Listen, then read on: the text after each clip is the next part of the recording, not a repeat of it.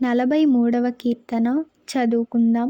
దేవా, నాకు న్యాయము తీర్చుము, భక్తిలేని జనముతో నా పక్షమున వ్యాజ్యమాడుము. కపటము కలిగి దౌర్జన్యము చేయువారి చేతిలో నుండి నీవు నన్ను విడిపించుదువు. నీవు నాకు దుర్గమైన దేవుడవు, నన్ను త్రోసివేసితివేమి? నేను శత్రు బాధ చేత దుఃఖాక్రాంతుడనై సంచరింపనేలా? నీ వెలుగును నీ సత్యమును బయలుదేరజేయుము, అవి నాకు త్రోవ చూపును. అవి నీ పరిశుద్ధ పర్వతమునకును నీ నివాస స్థలములకును నన్ను తోడుకొని వచ్చును. అప్పుడు నేను దేవుని బలిపీఠమునొద్దను, నాకు ఆనంద సంతోషములు కలుగజేయు దేవుని యొద్దకు చేరుదును. దేవా, నా దేవా, సితారా వాయించుచు నీకు కృతజ్ఞతాస్తుతులు చెల్లించెదను.